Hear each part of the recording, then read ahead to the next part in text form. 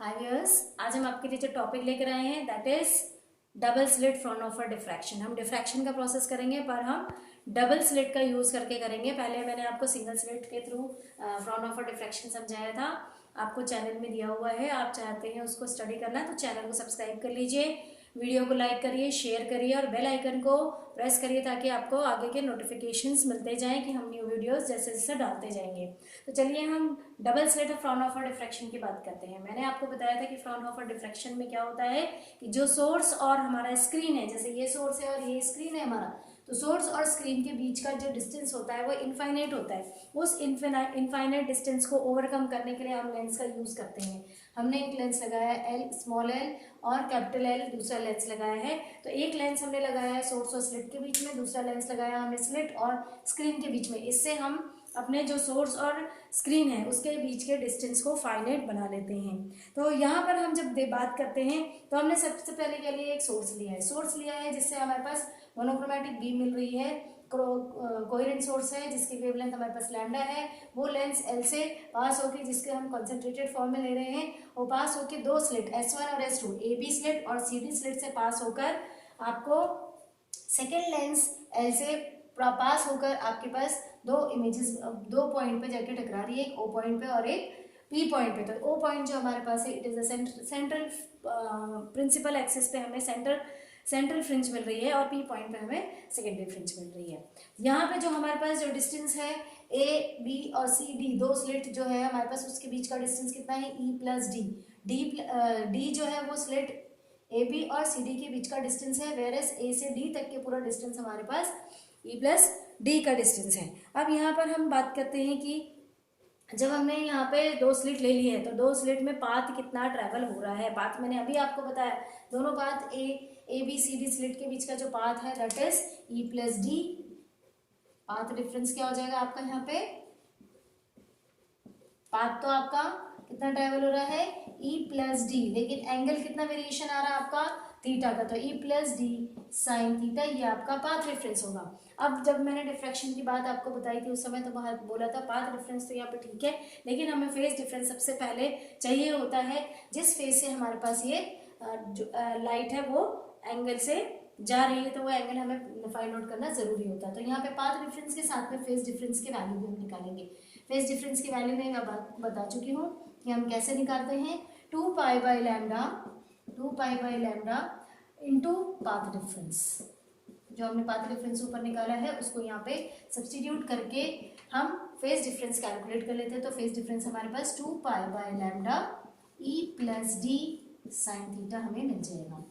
तो ये हम दे देते हैं इसको इक्वेशन नंबर 1, या हम आगे इसका सब्सटीट्यूशन करेंगे जब हम आगे पूरा वैल्यू को डिराइव करेंगे। तो हम सबसे पहले हमने क्या लिया है कि हमने एक लाइट ली है जिसकी वेवलेंथ लैम्डा है, वो लेंस स्मॉल एल और से पास होके जा रहा है, स्लिट S1 और S2 में जा रहा है, वहाँ से एंगल थीटा से डिफ्रैक्ट होके पॉइंट O और पॉइंट P तक के हमें मिल रहा है। दोनों स्लिट के बीच का distance E plus D sine theta है। अगर मैं आपको ये बात कहूँ कि आपके पास जो ये दो स्लिट्स हैं, दोनों स्लिट अपने अपने पॉइंट पर डिफ्रैक्शन प्रोड्यूस करेंगे और डिफ्रैक्शन प्रोड्यूस करके सिंगल स्लिट ये हो गया और ये सिंगल स्लिट हो गया, मीन्स दो सिंगल स्लिट को हमने कंबाइन करके डबल स्लिट बनाया है। तो ये जो डबल स्लिट हमारे पास है उसका हम क्या करेंगे, सिंगल स्लिट के थ्रू डेरिवेशन निकालेंगे। डेरिवेशन हम डिराइव करेंगे कि हमारे पास यहाँ पर कितना रिजल्टेंट एम्पलीट्यूड हमें मिल रहा है। तो ये हम सिंगल स्लिट के एम्पलीट्यूड से फाइंड आउट करेंगे। हमें पता है कि बाय सिंगल स्लिट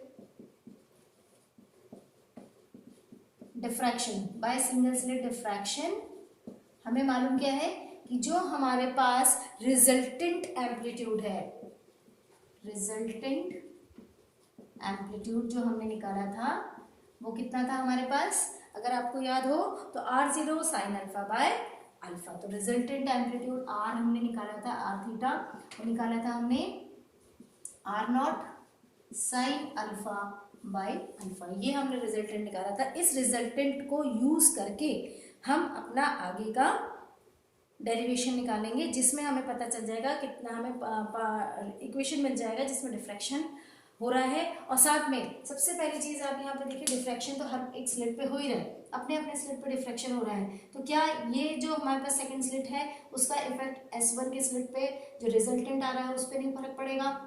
या फिर हम आगे स्लिट ले रहे हैं S2, S1 का जो रिजल्टेंट हमें मिल रहा है क्या उसका असर S2 पर नहीं पड़ेगा?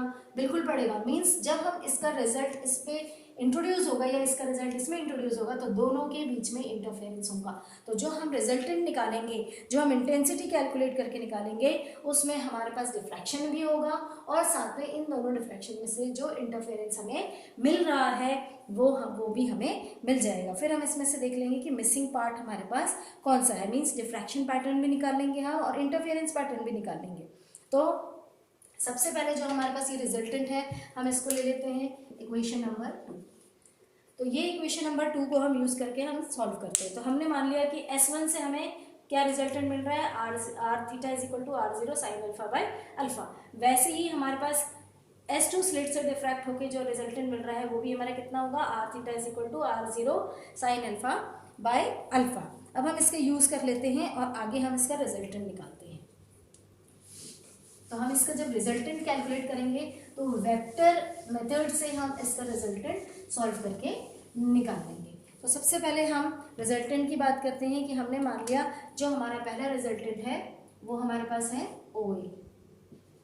ये हमारे पास पहला रिजल्टेंट है, स्लिट 1 से निकाल लिया, means R0 sine alpha by alpha. दूसरा रिजल्टेंट हम जो निकालेंगे वो हमारा क्या रहेगा, कितने एंगल से, जो हमारे पास फेज डिफरेंस है उतने के फेज डिफरेंस से हमें रिजल्टेंट मिल जाएगा। मीन्स हमारे पास यहाँ से A से B तक के AB again it is R0 sine alpha by alpha. अब टोटल रिजल्टेंट हम यहाँ से कैलकुलेट करके निकाल लेंगे। तो हमें जो रिजल्टेंट निकालना है वो OB रिजल्टेंट हमें कैलकुलेट करके निकालना है। तो OB जो रिजल्टेंट है हमारा वो किस पर डिपेंड करेगा, जो हमारे पास OA और AB का हमें मिल रहा है आउटपुट, उससे हम निकालेंगे। ये हमारा डेल है जो फेज डिफरेंस हम बता रहे थे। अब इससे हम रिजल्ट को कैलकुलेट करके निकालेंगे। तो OB की वैल्यू क्या होगी, तो OB की वैल्यू जब हम कैलकुलेट करने जाएंगे तो हमें क्या मिलेगा, resultant amplitude bye double slit diffraction method. तो ये जो R हमारे पास है इसको कैलकुलेट करने के लिए आपको क्या करना पड़ेगा, OB square is equal to हमें वेक्टर मेथड का यूज करके इसको सॉल्व करना पड़ेगा। OB square is equal to AB OA square plus AB square plus OA AB into cos of angle between the two.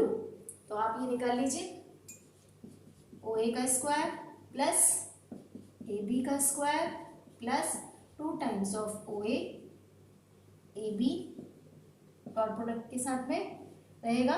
तो यहाँ पे आपका जाएगा कॉस ऑफ डेल, क्योंकि डॉट प्रोडक्ट आपका हट के क्या जाएगा, कॉस ऑफ डेल। तो इसको आप ब्रैकेट में कर लीजिए तो आपको थोड़ा इजी हो जाएगा। अब इसकी वैल्यूज हम सब्स्टिट्यूट करके आगे सॉल्व कर सकते हैं। तो यहाँ पे हमारे पास क्या है, OB is equal to R square, OA की value R0 square sine square alpha by alpha square plus R0 square sine square alpha by alpha square plus OA और OB ट्वाइस हम लेंगे तो ये भी हमारे स्क्वायर के फॉर्म में आ जाएगा। तो हमारे पास क्या हो जाएगा, twice of RO sign alpha by alpha into फिर से ये AB is again R0 sine square alpha by alpha, तो ये पूरा स्क्वायर हो जाएगा कॉस डेल। अब हम इसको सॉल्व करके निकालेंगे। तो जब हम इसको सॉल्व करके निकालेंगे तो हमारे पास क्या टर्म रह जाएगी, ये दोनों एक बराबर है, ये सब है, क्या हो जाएगा आपके पास सॉल्व करके, twice of R0 square sine square alpha by alpha square plus twice of R0 sine square alpha by alpha square cos of del. ये टर्म कॉमन निकल जाएगी आपकी बाहर, तो आपके पास बचेगा R square is equal to twice of R0 alpha sine square alpha by alpha square plus 1 plus cos del, आपको यहाँ से मिल जाएगा 2 R0 square sine square alpha by alpha square 1 plus cos del, ये मिल जाएगा आपको अंदर। फिर आप इसको सॉल्व कर लीजिए। कॉस 2 थीटा के फॉर्म में इसको निकाल लीजिए। हमें पता है cos 2 theta is equal to 2 cos square theta plus 1। आप उससे इसको सॉल्व करके निकाल लीजिए तो आपको यहाँ पे मिल जाएगा। वैल्यू हम रख लेते हैं यहाँ पे कॉस 2 थीटा के हिसाब से। तो R square is equal to 2 times of R not square sine square alpha upon alpha square 1 plus, यहाँ से आप निकाल लीजिए 2 cos square del by 2 minus 1 के फॉर्म में आ जाएगा, माइनस प्लस कैंसिल हो जाएगा।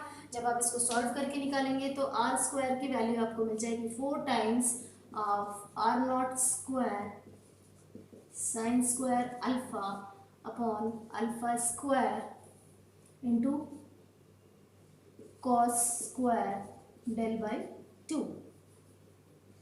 ये टर्म आपको मिल जाएगी। तो ये जो आपके पास वैल्यू आई है आर स्क्वायर की वैल्यू, और आर स्क्वायर की वैल्यू हमें पता है जो इंटेंसिटी है it is proportional to R square. तो इंटेंसिटी भी हमारी क्या हो जाएगी 4 R not square sine square alpha upon cos square alpha upon alpha square into cos square del by 2। अब इसको हम लिख लेते हैं यहाँ पे रिजल्टेंट इंटेंसिटी। चाहे तो आप इसको इक्वेशन नंबर 3 दे सकते हैं जो आर स्क्वायर आपने निकाला है। This is equation number 3। अब आप रिजल्टेंट इंटेंसिटी कैलकुलेट करके निकाल लीजिए। Resultant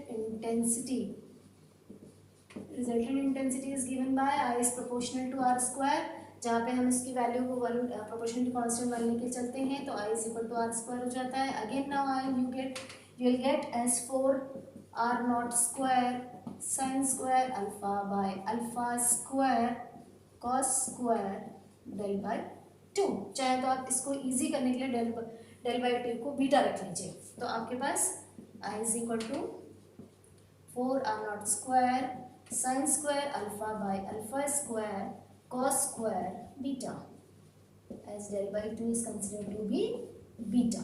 हमने सिंप्लीफिकेशन के लिए उसको बीटा बना लिया।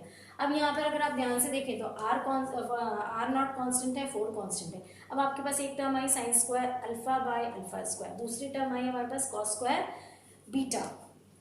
तो ये जो हमारे पास इक्वेशन मिला है फिफ्थ, चाहे तो इसको इक्वेशन नंबर 4 दे दीजिए। अब इसमें हमारे पास 2 टर्म है। पहला टर्म हमारे पास है sign square alpha by alpha. तो अगर हमने ध्यान दिया हो तो सिंगल स्लेट में भी हमें जब रिजल्टेंट मिलता है तो उसमें sign square alpha by alpha square रहता है। ये हमारा इंटरफेरेंस पैटर्न को शो करता है। ये हमारा इंटरफेरेंस पैटर्न शो करता है। और इसके बाद जो सेकेंड टर्म हमारे पास मिली है, कौन सी मिली है सेकेंड टर्म हमारे पास कॉस स्क्वायर बीटा। तो जो कॉस स्क्वायर बीटा है ये हमारा उसके साथ ये जो आपका है डिफ्रैक्शन पैटर्न शो करता है। This shows you the diffraction pattern, whereas cos square beta जो आपको मिला है वो दो स्लिट में जो डिफ्रैक्शन प्रोड्यूस हो रहा है इससे इंटरफेरेंस जो होता है उसको शो करता है। तो कॉस स्क्वायर बीटा आपको इंटरफेरेंस पैटर्न को शो करता है। तो यहाँ पे आपको डिफ्रैक्शन पैटर्न भी मिल गया और आपको यहाँ पर इंटरफेरेंस पैटर्न भी मिल गया। यदि आपके पास बीटा की वैल्यू 0 होती है, कॉस बीटा इज 1, जब आप बीटा की वैल्यू को 0 रखोगे तो कॉस 0 इज 1, तो आपको फुल डिफ्रैक्शन पैटर्न मिल जाएगा। तो इसमें जो आपके पास टर्म मिला है तो यह आपको डिफ्रैक्शन पैटर्न को शो कर रहा है, साथ में इंटरफेरेंस के पैटर्न को भी शो कर रहा है। अब यहाँ पे जो हमारे पास मिसिंग ऑर्डर है या एब्सेंट ऑर्डर है, यदि उसको निकालना है तो हमें पता है कि जो हमने E plus D sine theta की वैल्यू ली है वो हमारा किस पर डिपेंड करता है, जो हमारा लैम्डा वेवलेंथ हमारे पास है, जो हमें लॉ चलता है ब्राइग्स लॉ, उससे थ्रू हम कैलकुलेट कर सकते हैं कि हमारे पास मिसिंग ऑर्डर या एब्सेंट ऑर्डर कौन कौन से हैं। तो मिसिंग ऑर्डर या एब्सेंट ऑर्डर निकालने के लिए हम सबसे पहले कंसिडर करते हैं कि जो हमारा इंटरफेरेंस मैक्सिमम की कंडीशन होती है उसको हम निकाल लेते हैं। तो हम उसके लिए हमें मालूम है कि जो हमारे पास मिसिंग ऑर्डर नाम दे दीजिए इसको, या फिर एब्सेंट ऑर्डर के नाम से आप निकाल सकते हैं। तो इसमें जो आपके पास कंडीशन आएगी उसमें आपको पता है ब्रैग्स लॉ के अकॉर्डिंगली क्या होता है, E plus D sine theta is equal to N lambda. N lambda is a wavelength of the light और the coherent source that you have taken. जो कोहेरेंट सोर्स हमने लिया है उसका वेवलेंथ है वो, और जो हमारे पास मिनिमम की कंडीशन है, मैक्सिमम की कंडीशन के लिए निकाल लिया हमने, और हम मिनिमा की कंडीशन निकालेंगे। मिनिमा की कंडीशन में हमारे पास डी की वैल्यू क्या होगी, 0 होगी। तो हमारे पास यहाँ पे क्या हो जाएगा, for minima E sine theta is equal to M lambda. This is for minima condition और ये this is for maxima condition. दोनों कंडीशन हमने निकाल लिया। इसको दे दीजिए आप इक्वेशन नंबर 5 और इसको दे दीजिए आप इक्वेशन नंबर 6। अब आप 5/6 करके निकाल लीजिए वैल्यू। डिवाइडिंग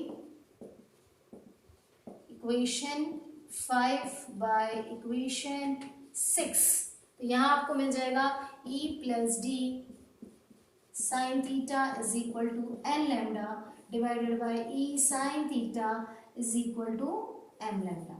तो इधर से एम लैम्डा और एन लैम्डा मिल जाएगा, यहाँ से साइन और साइन आपको कैंसिल हो जाएगा, यहाँ से लैम्डा कैंसिल हो जाएगा। तो आपको इक्वेशन मिल जाएगी E plus D upon E is equal to N by M. ये कंडीशन आपको मिल गई है और इस कंडीशन को यूज करके आप क्या करेंगे, मिसिंग ऑर्डर्स को कैलकुलेट कर लेंगे। इसमें आप कंडीशन पहले रखेंगे कि आप डी की वैल्यू को क्या रखना चाहते हैं। सबसे पहले आप क्या कर सकते हैं, डी की वैल्यू को इक्वल टू ई रख लें, 2e रख लें, तो आपको समझ में आ जाएगा कि हम कौन से ऑर्डर को किस समय मिस कर सकते हैं। डी की वैल्यू को आप 0 भी सब्सटीट्यूट कर सकते हैं। यदि आप 0 सब्सटीट्यूट करते हैं, डी की वैल्यू को आप 0 सब्सटीट्यूट कर सकते हैं 1e या 2e for value of D. ये जो डिस्टेंस आपने दो स्लिट के बीच में रखा है वो कितना है, अगर 0 रखते हैं तो क्या होगा, डी इज इक्वल टू ई रखते हैं तो क्या होगा, D is equal to 2e रखते हैं तो आपके पास कौन से ऑर्डर्स मिसिंग होंगे ये हम कैलकुलेट करके रख सकते हैं। ये हम देख लेते हैं कैलकुलेशन करके।